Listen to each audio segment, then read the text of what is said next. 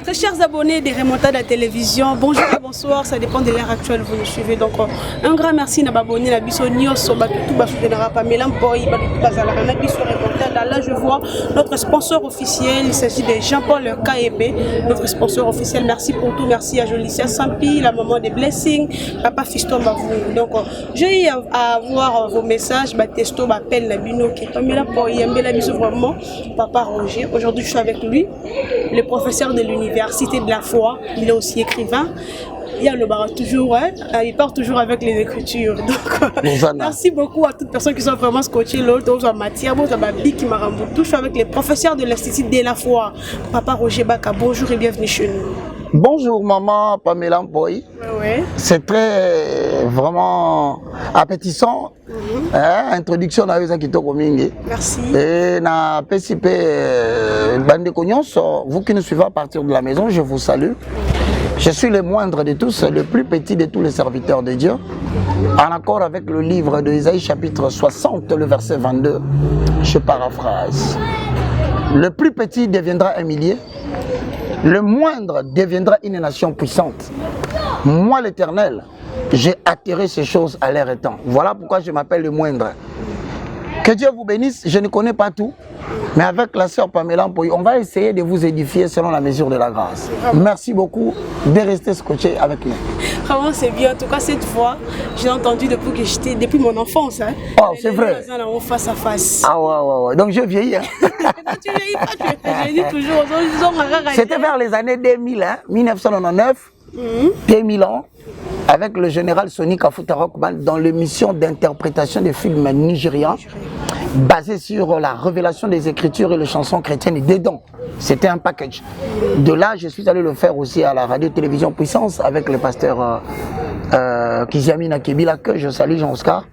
Et ensuite, je suis allé interpréter le film à la RTGA, la télévision du groupe L'Avenir, du PDG puis Mwabilu Mbayo Mukala, où j'ai fini par embrasser maintenant la carrière d'animateur télévisé.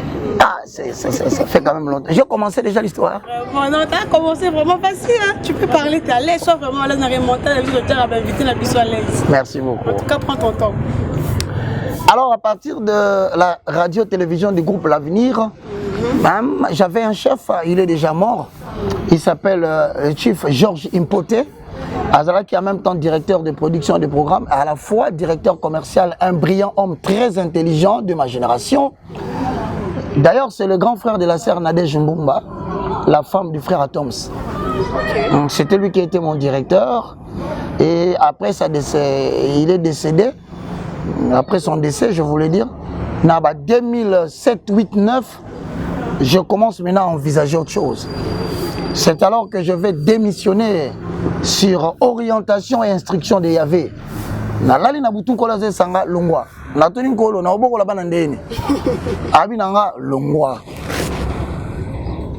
Na sali lettre na 13h mystérieusement. Na côté ici lettre na longwa RTGA. Et je dis à quelqu'un qui me suit à la maison, tu ne vas pas briller nécessairement là où tu as fait une faculté. Oko briller nécessairement place au temps d'une institution supérieure. L'un des obstacles les plus graves du destin, c'est de vouloir focaliser sa vie sur tes études faites. Et pourtant, en dehors des facultés, bien travailler par l'université, bien travailler par des institutions supérieures, lesquelles est attesté par des titres et des diplômes en licence, que cela ne puisse pas te bloquer. Parce que Dieu a placé en toi des dons et des talents que tu peux exercer sur la terre et qui peuvent te payer la vie plus que les facultés que tu as fait. Très bien. Voilà pourquoi je me suis attaché à mon don d'animateur, le don te parlait. Ouais. Et petit à petit, le Seigneur a commencé à m'utiliser dans l'autonomie jusqu'à ce qu'il y a maintenant 5 ans et demi, par la grâce du Tout-Puissant, je vais créer une chaîne de télévision numérique TNT.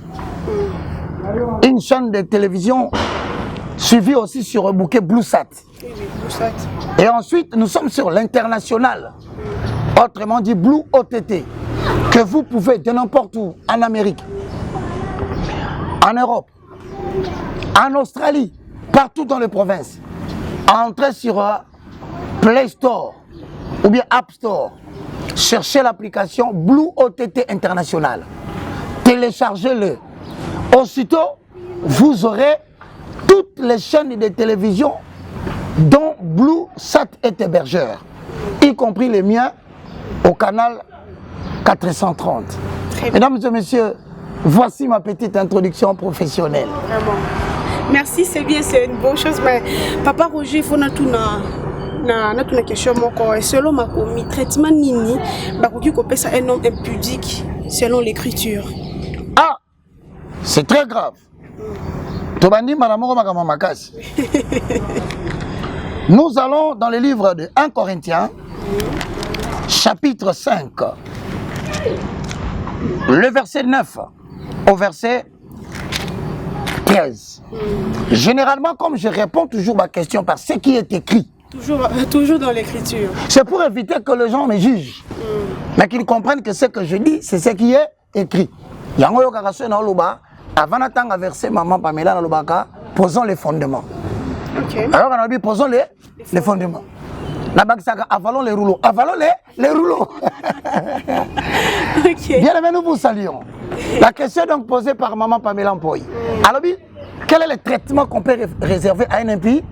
Mesdames et messieurs, nous avons deux types d'impudiques. Nous avons deux types par excellence, par extrapolation d'adultères. Quel est le traitement réservé à un impie, à un impudique? Selon l'écriture. Selon les Écritures. C'est quoi la différence socialité? Tozali n'a pas impudique qu'on appelle le frère impudique. Ah, c'est moins compliqué. Il est en même temps frère. Okay. Devant les gens, il a confessé. Romains chapitre 10, le verset 9. Je confesse de ma bouche le Seigneur Jésus. Je crois dans mon cœur que Dieu a ressuscité d'entre les morts. Mon esprit est sauvé. Mon âme est sauvée. Je suis devenu une nouvelle créature. Parce que maman Pamela n'a tenu mon tourna. Moutou a mis Yesu. C'est ma tenu comme bon. Frère. C'est ça. Ah, n'a yamba sorti comme on a. Oh, comment on a frère tel. Net yo répondre en place à caméraman. So as frère. Bon ben frère nan. Frère Herman. Ah, frère Herman. Mais pourquoi je m'appelle Herman? C'est ça la question. Pourquoi que je m'appelle Herman? Tout n'a pas de cognon sur l'anda kunde bolanda télévision. Comment tu t'appelles? Oh, je m'appelle frère tel. Mais pourquoi tu es mon frère Liboso? C'est parce que identité première naïe. Et comme il d'abord chrétien. Qui comme on a eu, il y a un ciment. Yo tuninga siko. Frère Azali impudique mais azaka chrétien. Est-ce que ça l'a d'abord? Oui, Azali. Ezamoutou a confessé dans le temps présent Jésus-Christ de Nazareth. Mais dans le temps X plus 1, Azo continue qu'on sala impudicité avant Yambaye, Yesu. Babenge frère impudique. À cause de la paix pasteur. Papa c'est pas ngabeta masolo na bangote. Papa babeta masolo non denité. Papa pasteur ngabeta masolo na balingité baloba non, pasteur impudique. Il y a des pasteurs impudiques. Très bien, OK. Bon. Bana natanga kombo. Ngana otoke ndekasho. Encore mikolo comme là. Na fundi on a parqué. Donc quelque chose une dernière vérité. Maman. Mikolo yo basa na tolo bakata makamwa entre bango na bango te. Ola za makasi atinyo na parquet. Oh. Allez yo bando ki ma prison. O bando ki ma prison. Ata bino pe ba youtuber bo keba. On a des informations à TikToker. Ok, mais comme il Mikolo, moi j'ai dit, on a des méthodes à chrétien pour régler le problème. Voilà, maintenant lisons la parole de Dieu. Merci beaucoup. Nous sommes dans les livres de 1 Corinthiens chapitre 5, le verset 9 à 13. On traduit arabien? Non, allez-y, je vais essayer. Mais... Ok, merci beaucoup. Je vous ai écrit dans ma lettre. Mukanda. Mukanda, voilà. Et nous interprète Herman Mpoy. De ne pas avoir de relations avec des impudiques. Il y a Kozala, la relation T. Bakisaka na français. Na batuneko. Elle est compliquée na ekobo. Bandeko yo ngo sona continuer ngamoko. Il y a ko comprendre français à ozong sabso mutuna. Je vous ai écrit de ne pas avoir des relations avec les débauchés. Non pas d'une manière absolue, mais les débauchés de ce monde. Avec les débauchés de ce monde. On peut ça la précision, hein. Ou avec le cupide, le ravisseur. Et avec les idolâtres.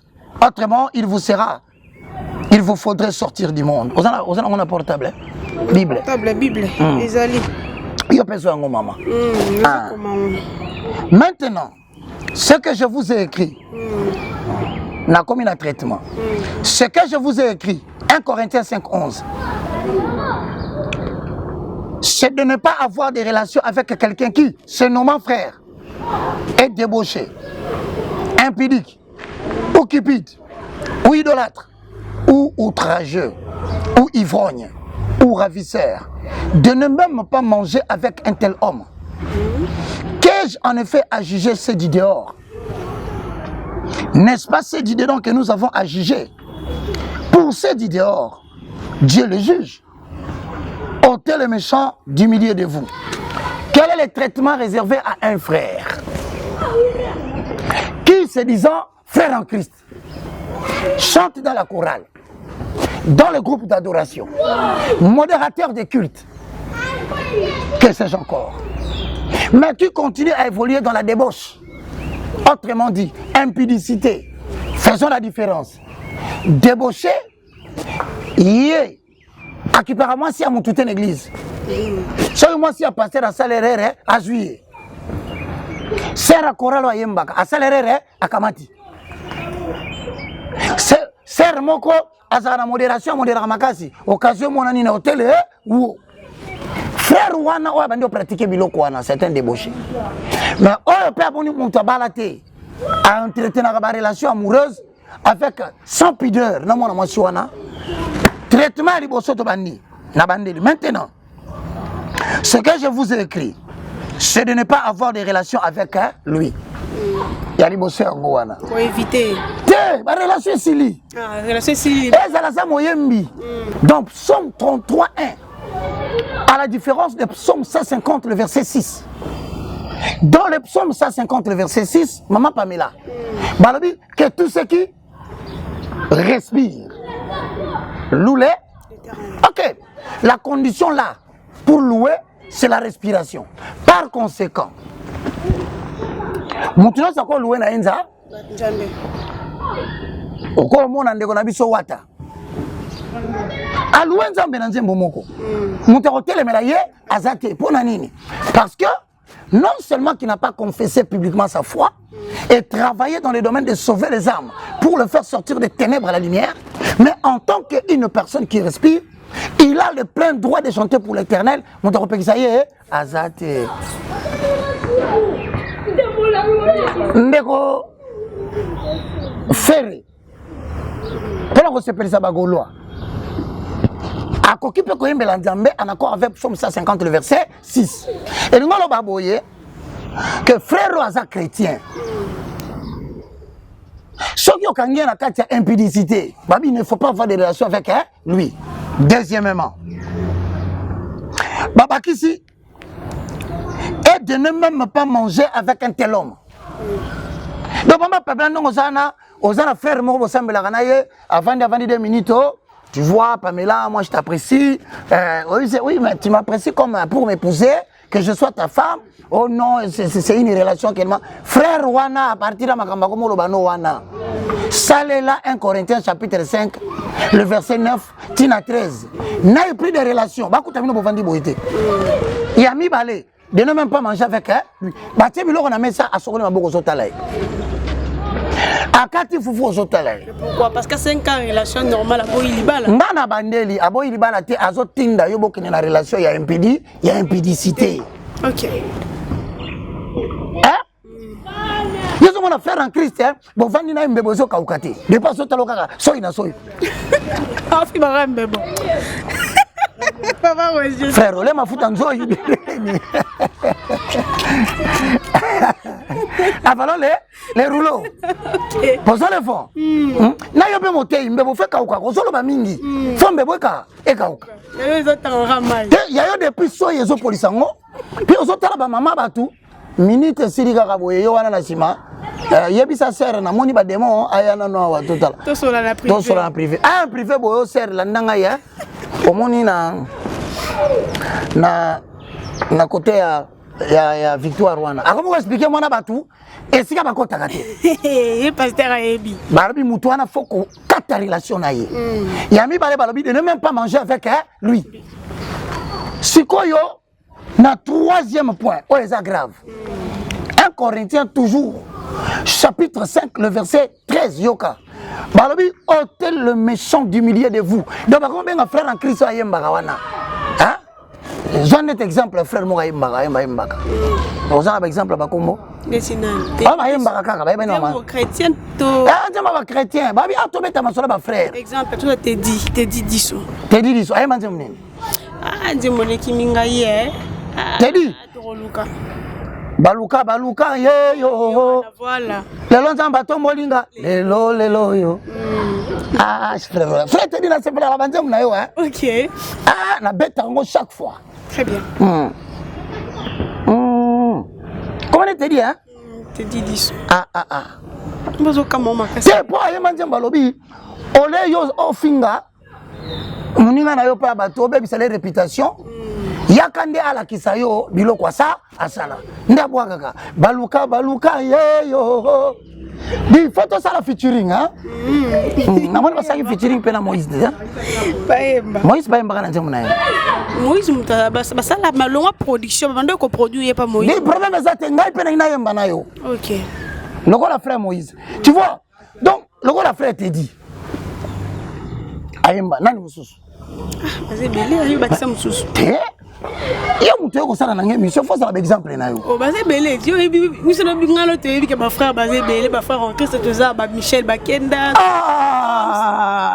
frère Michel Bakenda na passion moto ndeko nanga bola mwele kebele siko balobi mutu loko la frère te dit mutu ko la frère bakuto sikoyo na kati kobo so bakuto ne kobo église mobimba. Il faut pas que ta relation avec la charité. C'est ce que l'Église recommande, la Bible. Et non seulement pour repasser le micro à un batterie parce qu'il a repris. C'est un exemple, hein? Tu as dit tu as changé de combo pour que tu as attends Mike Kalambai. Ah, Mike Kalambai, c'est bon? Ok. Bon. Yo boy ba combo no kino kana Mike Kalambai. Te nandimi te di lokwa moyembi. Nandimi Bakenda lokwa moyembi. Nandimi Mike Kalambai lokwa moyembi. Nandimi Moïse Mbuye lokwa moyembi. Donc nandimi bango nyonso na suka exemple. Na boy ko so moko po ba ko bateke na ciblé na tan combat monto. Très bien. Ce que so ba kutio ne kobo. Bozo koba kana. On va faire basika. Kobo sobo sala ngona mwana mwasi wengaka kokoba kana. Papa Roger. Ah babela. Bozo koba kana. Soto bozo koba kana, c'est bakangi bino. Et que nzambe pe ayokisi bino sona bimisa on na TV. C'est-à-dire on a posé à témoigner. OK. Tomoni. Bobi wa bosse explication te. Hein? On a posé explication. Et là, comme il a TV explication. Et bosse ba matisa ke likona yezane olala. Ah! Maman. Yo kangami. Nani ondimo na mbetu.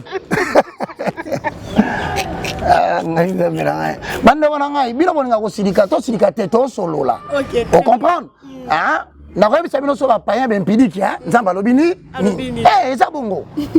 Siko so boso ko bakana bakangi bino ebimi na TV. La première réaction, quel est le traitement? Premier traitement, Bible lobi, n'ayez plus de relation avec lui.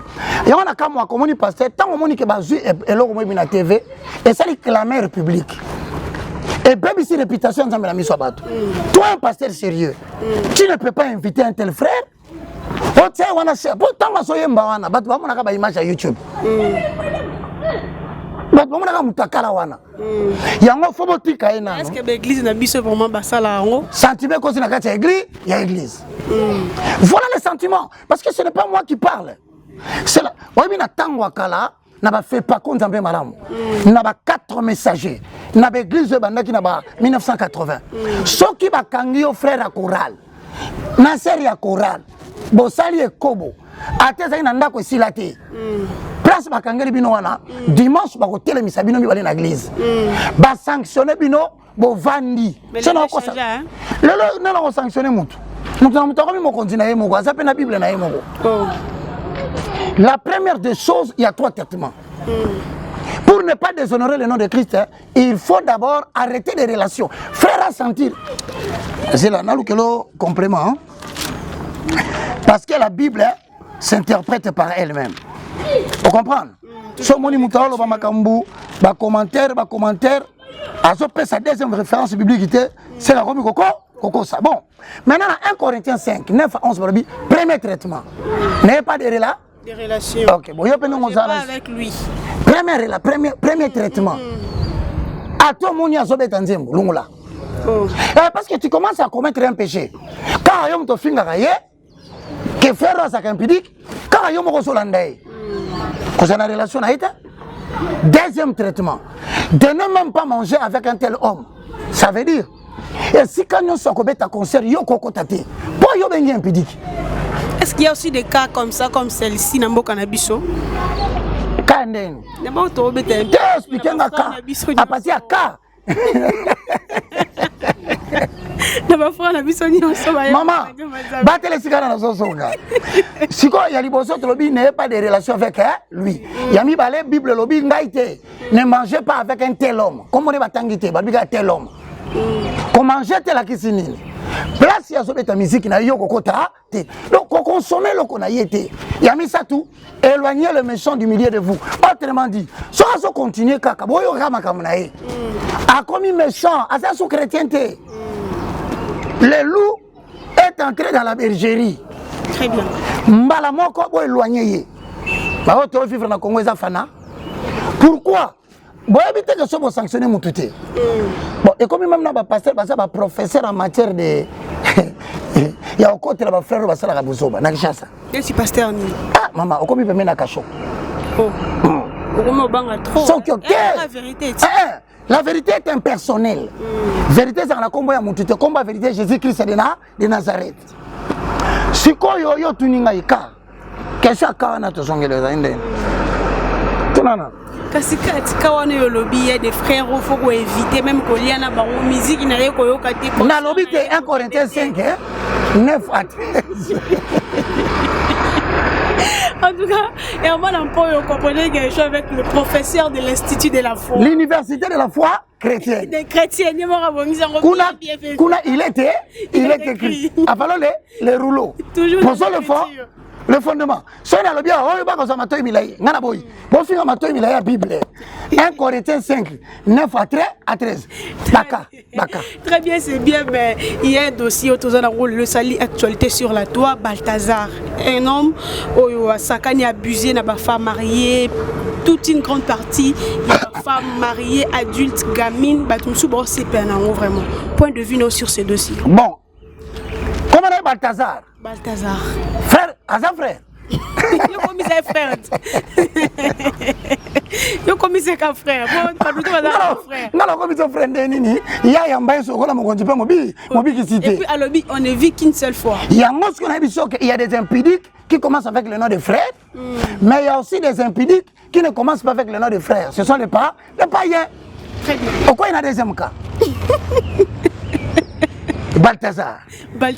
Consommateur potentiel. Les choses graves ici, nous au Congo, toujours apprécié. Bah, c'est pas dans la ça.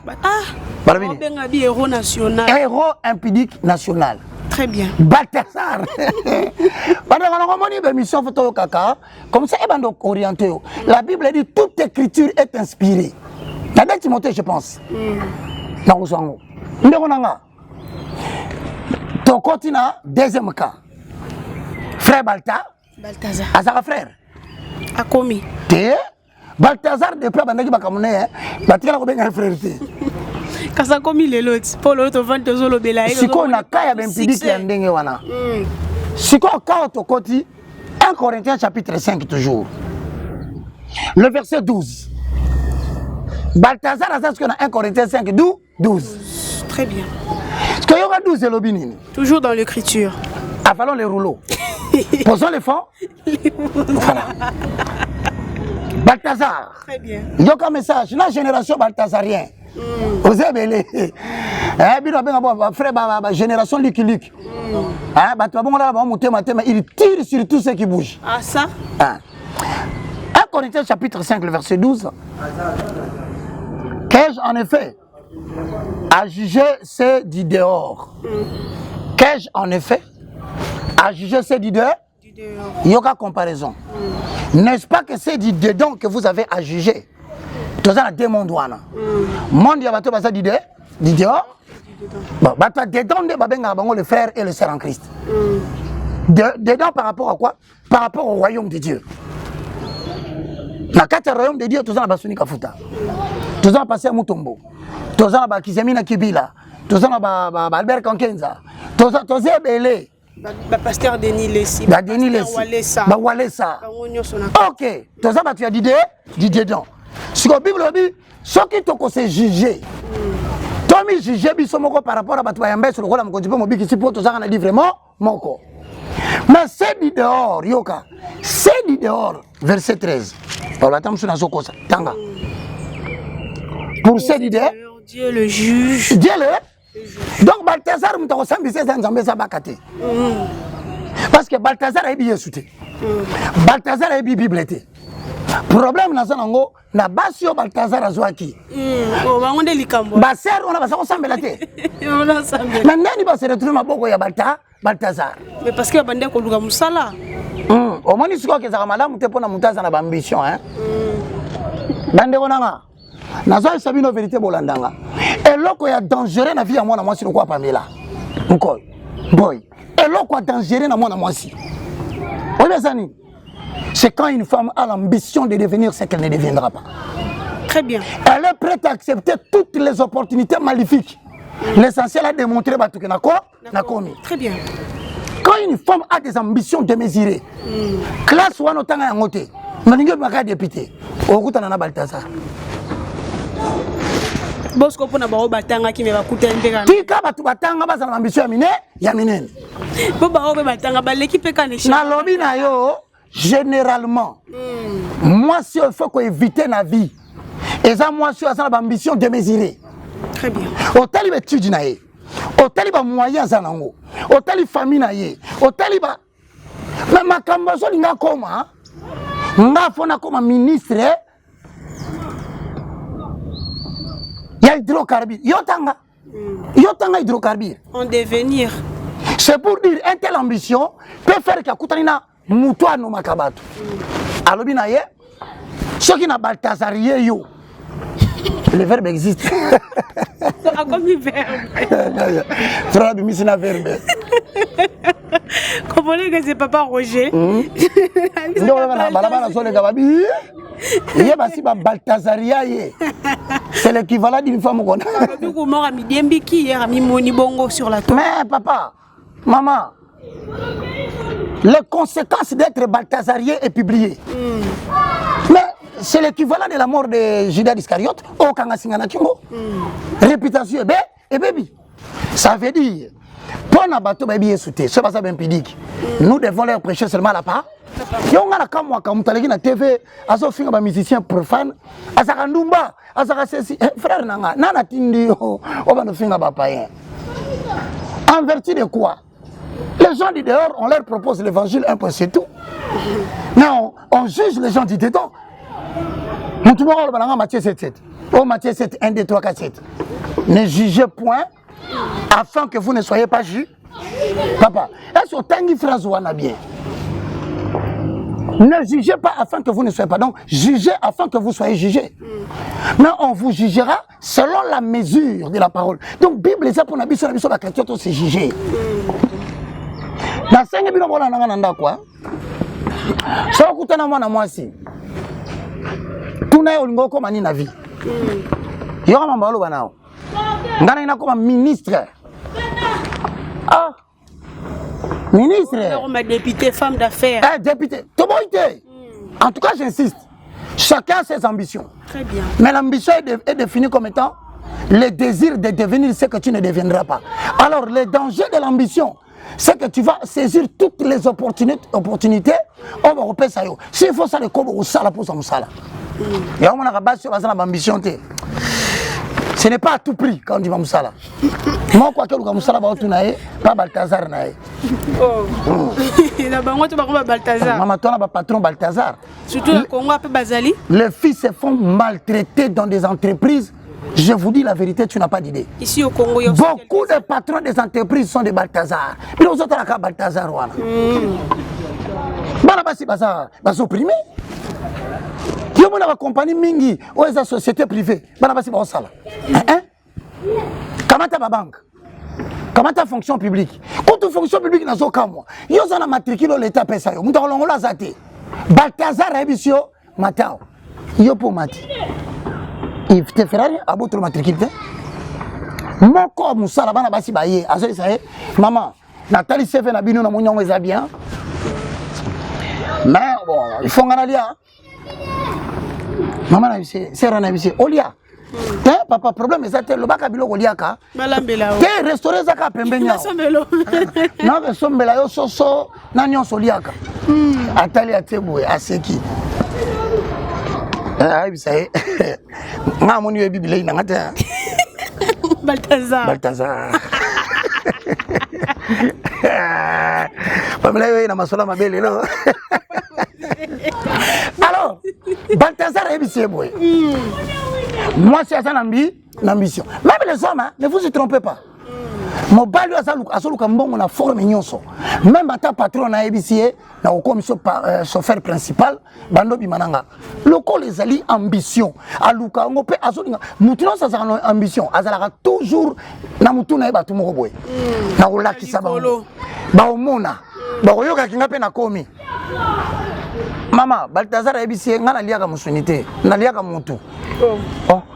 Oliaka batwe osaka ndoki abi mama osala makamlokolo za mwana muke ngana liaka ndiye mutu Balthazar tala bamboazo sa bandeko na biso na kataba yango na senga bandeko na biso sala musala zwa mbongwa lukaka moyen tango bali mwasi na yo o développer les activités moko commerciales oye moko za patron parce que je vous dis de plus en plus ba patron nyonso mo ba na gombe wana ce sont des Balthazar.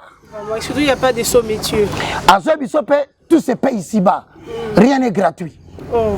Je te dis, ma femme mariée, ça des dégâts. Les femmes mariées ont fait des dégâts. On apprend aujourd'hui que ce sont les femmes mariées qui font plus l'impudicité dans les entreprises que les célibataires.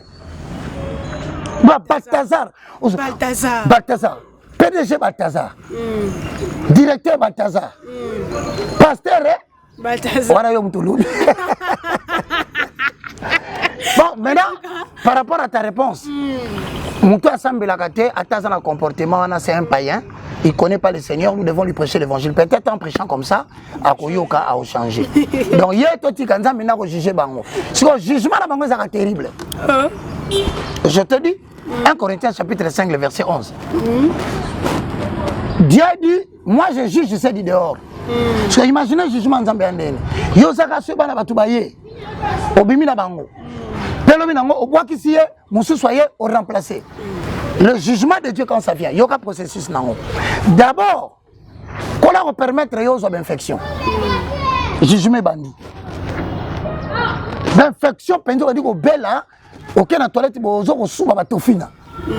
Qu'on a la question que jugement ba et bandit. Yo baby sakabana batu, c'est pas ça libana non non sepela. Tofina sili obiki ozi antibiotique obiki. Au lieu de comprendre que nous avons dit que nous lobby musu soyez au Balthazarier. Troisième, non moi si abatu abala au juillet. Au jugement ce qu'il y a tous les années. Fimo ko boye azana kanda ba pesa sida pas ouest africain moko na matonge. Alors que sango ke yo Balthazarier ka batu po bazo musala. Alors bi lokola ngana so ki sida o involontairement. Yé peso ka azana nzambe nzamba batila ye. Maman yo ko banda ko Balthazarier yete. Assez à fongoli pantalon, à tirer le cuisse. Yo le kakaboité, au moni la jambe balthazarienne, au sauté. Au sauté, bobimi. 3 mois plus tard, au coup t'en Nanzela, à 0 pesé 90 kilos, hier on a commis 23. Au mani komi tuna, a kondi bopo na nini. Sida. Aussi, Sida, ou au petit madame, le jugement de Dieu vient de frapper. C'est pourquoi je dis à ceux qui me suivent, on ne se moque pas de Dieu. Ce qu'un homme aura semé, il est le moissonneur. Très bien, il est le moissonneur. En tout cas, bon, je suis Penza Balthazar, Balthazarien, donc comprenez que je suis Papa Roger, où sommes-nous avec l'église à nos jours? L'église des réveils. Où sommes-nous avec l'église des réveils à nos jours? Mafia côté na kati église des réveils. Ton point de vue sur ça? Bon, mais premièrement, notez. Acte 20-28. Cet esprit a sorti dans ma verset. Avalons le rouleau. Posons le fondement. Il y a 2 Corinthiens chapitre 11, verset 13. Il y a mis Acte chapitre 20, verset 20-28. Saint-Esprit, il n'y a pas autre chose à ajouter. Jude, verset 4. Saint-Esprit, t'appelles ça. Et ça lui bien. Papa Roger. Pamela, moi, c'est pas lié. Ça s'appelle magasin en tout cas. Ma film Nigeria, on a vivre en live. Si quoi on a bandé au tanga. Dans 2 Corinthiens chapitre 10, le verset 13. Ces hommes-là sont des faux apôtres, des ouvriers trompeurs, déguisés en apôtres de Christ. Et cela n'est pas étonnant, puisque Satan lui-même se déguise en ange de lumière. Acte chapitre 20, le verset 28. Avalons les roues, posons le fond. Dans le livre des Actes chapitre 20, le verset 28, je lis au nom de Jésus. Prenez donc garde à vous-même et à tous les troupeaux sur lesquels le Saint-Esprit vous a établi évêque, pour paître l'église de Dieu qu'il s'est acquise par son propre sang. Je sais qu'il s'introduira parmi vous, après mon départ, de loups cruels qui n'épargneront pas les troupeaux, mais qu'il se lèvera du milieu de vous des hommes qui enseigneront des choses pernicieuses pour entraîner des disciples derrière eux. Selon le signal divin, Jude, le verset 4. Car il s'est glissé parmi vous certains hommes dont la condamnation est écrite depuis longtemps, des impies qui changent la grâce de notre Dieu en dérèglement et qui réunit notre seul maître, Jésus-Christ de Nazareth.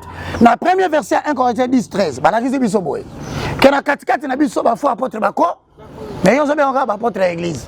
On a tout ni mutuna. Église comme na mbutu comme na des autres parce que premièrement bato ba ba apôtre ya solo te bako bakoti. La deuxième référence, il y a Acte 20-28, balobi boy. Il s'introduira du milieu de vous. Bato baso renier Christ. Baba boy na bango makamanzambe mais baye ko kota na kati na biso comme na bango bapo Bapa? Ba pasteur? Ba pasteur? Ba postura? Pasteur, na bosani.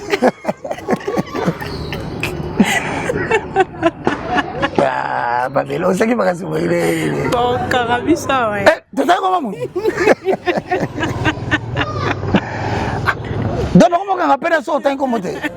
C'est bon, mon réputation, tu connais non? Postura, mon pasteur, on s'en a dit. Quelqu'un c'est là comme pasteur. Mais ça guerrier pasteur.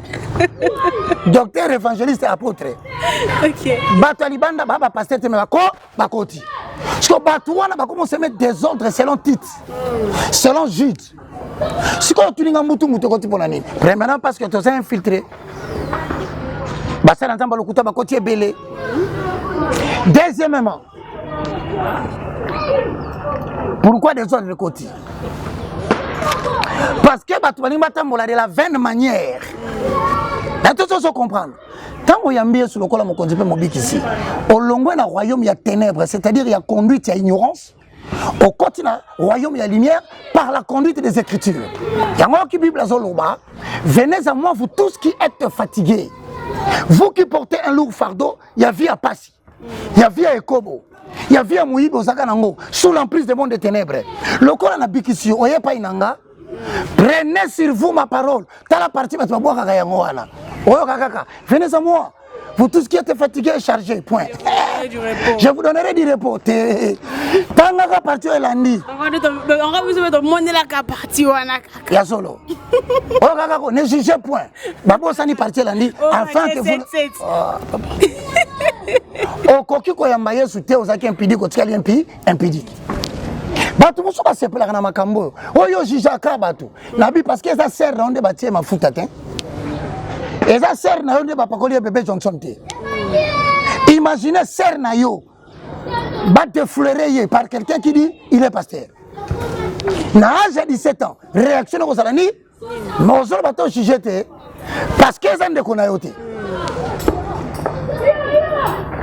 Magamusu bo sepela nango ozolo ba non. Il y a les gars na TV à critiquer bandeko na e. Na critiquer kanani na lobi ce qui était écrit. Oh, il faut supporter la faiblesse des uns. Toi supporter la faiblesse à bazin. Oh, il niveau faiblesse na ko ken. Bon ça bimina moi sinao. Yo lingo tombo kabiso de ça faiblesse papa. Yo linga bata faiblesse. Ah jusqu'au moi sinao ça passer faible. Oh tel le méchant du milieu de vous. Voilà pourquoi la question tuninga. Okokyo yamba yesu te na boite. Maman, ngane na zamu santu. Tenga na zamu santu te. Mais il faut conduire ta vie selon ce qui est écrit. Voilà. Maintenant, on va tout n'appeler nous supposer une église de réveil comme une ngwana. Bon, on a entendu l'eau de Timothée na silisa wana. Avalons les rouleaux. Les rouleaux. Posons le fond. Ok. Avant dernière réponse, Yango. Qu'est-ce que tu as une église de réveil comme Gwende? Où sommes-nous avec l'église des réveils? 2 Timothée chapitre 3, le verset 1. Et nous allons terminer vers le verset 7. Ah! C'est vrai que ma tata, le bat prédication à Soumouté. Bat prédication à Boïté, recevez! Tu seras la tête et non la queue. Oh, voyage lobby. Nous sommes en visa dans 3 jours, papa. Mbogani ne peut pas visa dans 3 jours. Dubaï, hein? Dubaï peut pas visa. Tu visa sans passeport. Ah, ça n'a pas passeport. Mais non, mais bon, les bateaux, bon, ça qu'un décal. Hein? Année, Abisio, l'année des pommes de terre abondantes. Autrement dit, au Bonga Makasi, Yango to comme en novembre. Attends même eloko alaka que moi et mon anité. Attends brazo katisité. Mais ozo kende kaka. Ne comme na suka. Azolo bano kola so linga pambola yo. Ozo kota Schengen.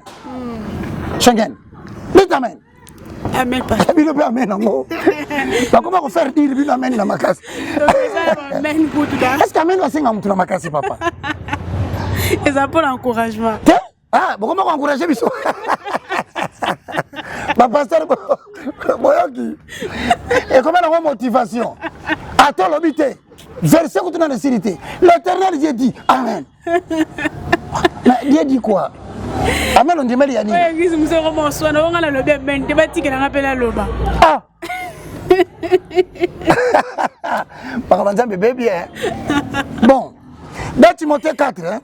Sache que dans les derniers jours, il y aura des temps difficiles, car les hommes seront égoïstes, amis de l'argent, fanfarons, hautains, blasphémateurs, rebelles à leurs parents, ingrats, irreligieux, insensibles, déloyaux, calomniateurs, intempérants, cruels, ennemis des gens de bien.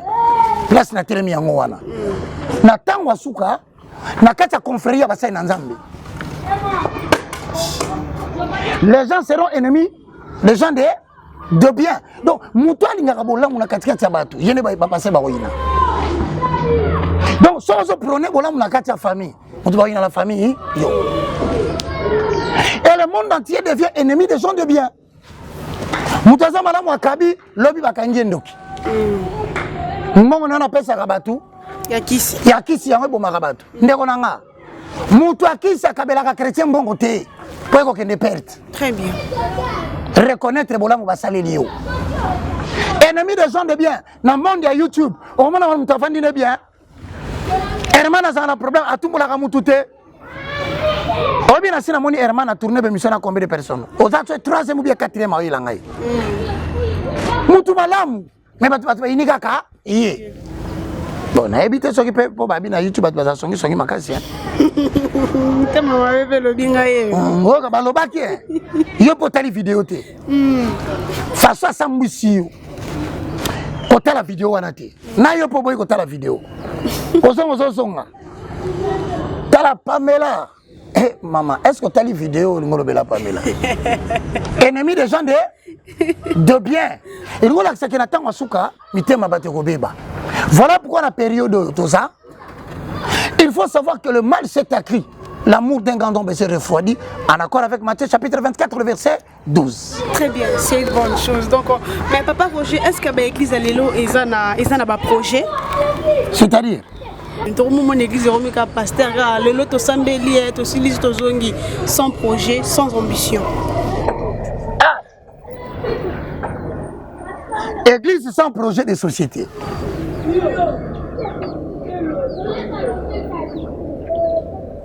Moutouna nous a pas clair. Yo l'église église sani. Par exemple panayo. Par exemple église Zali. Mais bazan la compagnie forage moko beaucoup na et dans bata quartier bato rapé mai. Projet. Église moko salema. Mais bazan la compagnie de transport ba frère ba ka kosambela ba yokoli ko kumba après ko sambela ba kompe ba chauffeur. Église et ça fonctionner. Mais bazan la ntélé. Na 4 hectares o ba saka bilanga batu bazo ya kokota basala bilanga. C'est ça que tu parles non Pamela. Mais on dit que le problème on est à la niveau nini. Tant que vous prêtez attention te. On dit que la communauté les assemblées de Dieu. Ba assemblée. Et ça ba communauté hein. Na habité sur l'église ni la Congo ebi eza sous la communauté. Tangela ngata 5. Oyo yebi.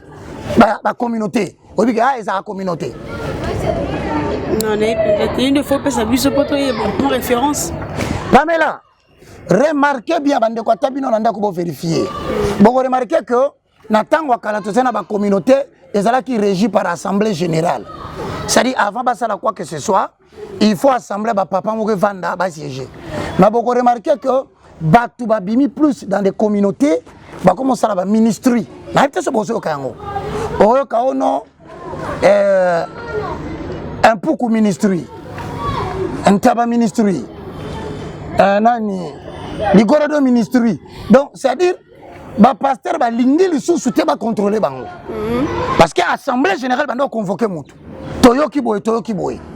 Et puis, au moins, on a une entreprise qui va créer qui. Et va faire vivre les communautés et ça sous pour année. Parce que quand l'église quitte l'Assemblée communautaire, ça ne va plus servir les intérêts de la communauté dans laquelle elle se trouve. Ça deviendra une entreprise qui va servir la cause du ministre. Voilà pourquoi tu as un projet de société. J'espère que place Tovandi est au monde. Comment place Tovandi? Et ça? Agence de transfert Western Union. Manigram. M-Pesa. Airtel Money. Orange Money. C'est la fondation. Université Nanga, Kombo Nango. Université de la foi chrétienne. Sikoyo. Combien belé tomata. N'a remarqué que c'est bien beau. Il y a rien de ça sur mon conduit ici. Mais ces gens-là doivent travailler pour nourrir les familles. Certains ont des enfants, d'autres ont des familles. On a des Jésus. On a des Jésus qui sont lundi. Tobengana démonion so ba takaki bino na famille. Bobengani bango lundi. Marina 15 heures bosongi. Tobengana lisusu ba démon o ba takaki biso. Donc basonga ki na buto lundi. Voilà comme ça tout comme sakana na makamanza menamboka. Moi je me suis décidé de créer des projets. Projet oyo et cause de saliba 3 ans na okanisango. Lelo na engagé batu na kati. Eze yo moko wa. Yangai nazana 3 agents. OK. Ceux qui abîment à transport na la fin du mois na fouti. Est-ce que na sungi société té? Sungi. Osomona. À part ça, chaîne et à télévision, évangéliste Roger Baka TV na TNT. Na engagé banani. Faites du bien, mais commencez d'abord par la maison d'Israël. Problème tout ça dans l'église ne participe pas au développement communautaire. Voilà pourquoi quand Kabato ba yamba sopa na biso, ba que notre travail wapi na entreprise ba catholique. Parce que toko finga catholique ninga tolingi hein. Toko ba n'importe quoi sur l'église catholique, mais on se pose une question. Ba na biso batanga wapi? Atolobi Sainte-Thérèse, école catholique. Atolobi Marcelin, catholique. Bobo Koli, catholique. Voilà, l'église doit avoir des effets d'entraînement. Et puis l'entreprise, attends le lobby. Mon bien sur quoi mon conduit mobile ici. Attends à sa licencié en communication. Soit qu'une compagnie en communication va engager, va présenter lettre maquilla. Seigneur peut sa maman abino. Soit qu'à sa ambition, aïe maman zambété. À quoi? Voilà donc. Faut que ça contrôle sur les églises. Et sont la communauté. Mais là, le ministère, voilà. Comment c'est bien, tout le monde a photo chuter déjà, mais j'ai une dernière question. Quelle relation tenez-vous gardez avec le pasteur Denis? Quelle relation vous gardez avec le pasteur Denis? Maman, au moins, il y a un épisode qui est important. Moi, je crois que l'appel c'est autre chose, le caractère c'est autre chose. Ça veut dire? Ça veut dire que nous avons mais il y a une certaine lenteur peut-être dans le caractère nayo, par ta façon d'agir, par ta façon de réagir, par ta façon de parler. On appelle ce exemple. Yo ebinga na zamsa na zambe. Mais aujourd'hui le belinanga. Olega mutu musoko kasana na kanda. Mutu musoko kasana zoganga. Et pourtant c'est un caractère. Na hérité eloko na nini. Tant on a bandi ko interpréter film en 2001. Il n'a rien considéré ça. Il y a vu que film nigérien ça un espace c'était pour bâtir interpréter. Na sali plus de 10 ans Hollande lobela batouana. Si le long était en Zambie. Non na une maîtrise ya contrôle ya lobeli nangate. Parce qu'il a comment dénaturé. Mais na quelqu'un musa na Zambie na longo musa na Zambie. De la même façon Denis Les. C'est quelqu'un qui a l'appel de Dieu. Ton solo la kanaye très bien parce que tant on a bani mama ko dénoncer. Moutou na banda kanaye c'est lui. 2002, 2003 tu vas dire dénoncer, après, ngana kenzela na ya kenzela na ye. Tout ça là bien malgré biloko na ye. D'ailleurs que tu question tuninga. Et ngo l'accès c'est bobé bana raté.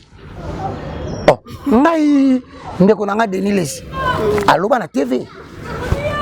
Aloba na TV bobaka wana yebi anglais. Il est là, il peut suivre l'émission. Alobi ayebi anglais ta kosa kabino. Ngai na kenaki na grand en Angleterre, bazo bisango. Oh, mais il est là, il va suivre, c'est mon frère. Alors, il a bon, maman, est-ce que atteinte à ta dignité? Est-ce que ça atteinte? Est-ce que ça dénigrement? Mais tu sauras bien. Parce que tu coûtes une peine, il y a une voiture. Tala, moi, je suis convaincu. Nous avons changé la zate. Comment tu vois sa conduite sur les réseaux sociaux? Je vois quoi? Sa conduite, comment il se comporte dans la sortie médiatique. Mais c'est ça justement la problématique du caractère. Travailler caractère na ezangate. C'est Dieu. Très bien. C'est quoi le certes, on a pensé à des faux nanga. Mutuma comme nanga même na commentaire lobi nanga. Frère yango yokanga poani. Bon, vous comprendrez. Il a regardé la partie négative ya vinanga. Et pourtant ça la battement na kuganga ote ba sepela kande na lobaka. Un jour il a dit quelque chose à la télévision de Niles. Abi oh nanu a perdu la pédale tatombola musapi. Moi je crois que Azan Eloko Nzambe le petit problème peut-être qu'il a c'est que maintenir la foi, garder le standing, la notoriété, c'est pas facile. Ça, je le concède. Très bien. Mais tu as tu fondes dans le tribunal, tu coûtes dans l'anzela, on a ce pèlerin, c'est un monsieur humble. À ça, je vous dis, je témoigne de Denis Les. C'est un monsieur humble. Mais en entendant, puisque la question est posée. Je ne nierai pas qu'il y a certaines choses. Oyo batumususu batali, bamoni, basepelite. Na tout une autre question lelo. La problématique des pétages. Album ebimate. Pété. Pété, pété, ebimate. Bah image bon mona teke bo sepela kete. Mais est-ce que bon moni aso continue na pété? Ah, voilà la question que vous n'avez pas posée. Abeti concert wapi na pété. Maman, il nous arrive tous de perdre le contrôle à un moment donné. Mais celui qui nous a envoyé finit par nous récupérer. À défaut de quoi ce toboy, il nous enlève maintenant. Donc nous entretenons des bons rapports. Je salue sa femme, maman Tina Lessi. Femme forte. Que Dieu te bénisse. Mais il a dit, ça arrive souvent de perdre des connaissances. Nous tous. Maman, Mouta, quoi ça? Ce n'est pas volontairement. Non, maintenant je t'informe. Ngande Tinga Iboué. Yo Moningaï, peut-être, hein, naza bien parce qu'il a les gars à la TV, na soignera image nanga. Mais rien ne dit que je suis plus parfait que lui. Très bien. Et je dis, rien ne dit que Bato va critiquer Kaïba plus parfait que lui. Frère, si vous estimez être meilleur, hein, soyez-le par rapport à vous-même et par rapport à Dieu. Attention l'humiliation. Mais cependant, soyez à l'andibiso. Babioki, sert à lobby. Amonio est différent en tant que Kala, vraiment que Dieu te bénisse. Je crois qu'il a entendu, mais en tout cas, les bons rapports nous entretenons. Et d'ailleurs, je te confirme que n'a pas de problème aux Olekaoyo. Je suis avec lui, nous parlons, je donne des conseils. Et ce que j'aime chez lui. Maman, on a préféré dans un gamme de pardon. Hein? Il m'a pas le bio pour un dossier pasteur Walisa. On arrive à la fin. Précisez par tu. On a nous dit à la fin. Non, tu peux encore 2 minutes. On a 2 minutes. Qu'est-ce qu'il a dit? Tout le monde a qui vidéo moi le big avait posé faire partie d'un dossier où on est à Maramba pasteur Walisa. Oui, bien on va par là. Que ngai mutu na bengie na poto na ebisier asenga pardon na makambo ezo ternir image de l'église. Wana le vérité. Ah bon? Ngai mutu to solana ye, je ne le dis pas par honneur. Na bien on prend l'olendo te.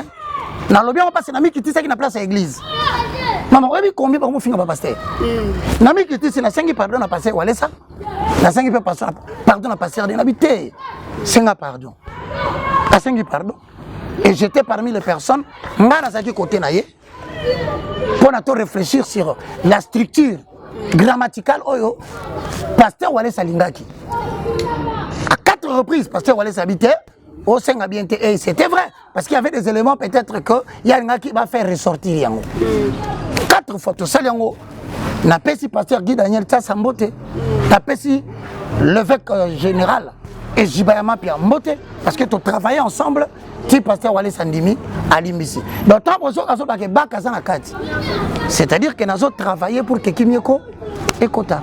Vraiment, merci. Comme la vision de Souka, Papa Roger, mot de la fin, quelques salutations. Mot de la fin, je te dis d'abord merci, ma soeur Pamela. Merci beaucoup. Merci à Herman. Merci à Bandeko, Bayoki Biso, Balandi Biso. Vous avez vu de moins en moins. Nous avons intervenir sur YouTube, na émission sur YouTube. Au moins la miniature pasteur on pas taline vidéo té. Atangia titre kaka. Ba beti titre Roger Baka beti Moïse loka grave. Tant Moïse akoyoka. Tant so atalité mbala moko yebaka na zela na ko diminuer. On beti on ba sebisa ka makasi bon Papa Roger. Kasi ba teme botaka te maman. Roger Baka akubuli maiki kalambai. On va pas mettre à l'andité à supposition. Et si lui, émission OEO, je vais passer à Wallace à la Nyanga Koufi. Padero, l'autre la cabe émission. Moi, quoi, comment il a benga mutuana? Alors bien, si lui, je ne sais pas qu'à si Sonic a fouta. Na bien, papa, l'ungule loko. Ah, baptême. Quelques salutations. Merci beaucoup à toi. Merci, Nabandego Nyonso. Tokomi Natango Nasuka. La chose la plus dangereuse pour un chrétien, c'est d'oublier qu'il existe le salut. Ne te bats pas pour obtenir les choses de ce monde au prix de perdre ton salut. Kola Pambolabino, Sozana Posananga, la personne numéro Nanga WhatsApp. Plus 243 90 79 66 785. Donc 90 79 66 785. C'est un numéro uniquement WhatsApp. En ligne directe au Zouangati. Ok. Verset dans la souka. Pour il ne fallait pas tous les caca pour na makamba boye. Tofongoli 2 Timothée chapitre 3 le verset 16 à 17. Toute écriture est inspirée de Dieu et utile pour enseigner, utile pour convaincre, utile pour corriger, utile pour instruire dans la justice. 17. Afin que l'homme de Dieu soit accompli et propre à toute bonne œuvre. Toi qui estimes qu'on ne doit pas te rappeler les Écritures, alors tu ne seras plus propre aux œuvres de l'Éternel, tu seras désavoué. Heureux ceux qui écoutent la parole et qui changent. Voilà, merci à tous nos abonnés. Vraiment, vous avez scotché Simoté Molandi Bissondenge to Sololi. Donc, merci pour commenter. En tout cas, ma fille gâtée n'a pas commentaire. Aimez, likez, commentez, abonnez-vous sur notre chaîne. Merci à toute personne qui m'aime bien, qui me soutiennent moralement, physiquement et financièrement. Merci à Yaouli Mouchen Code Mondial. Merci à Bibingoya depuis l'Anvers. Herman Ampo encore et toujours près de la Chine. Merci à Jolicia Sampi, Papa Fiston Mavou. On te écoute prochainement un nouveau numéro. Bye.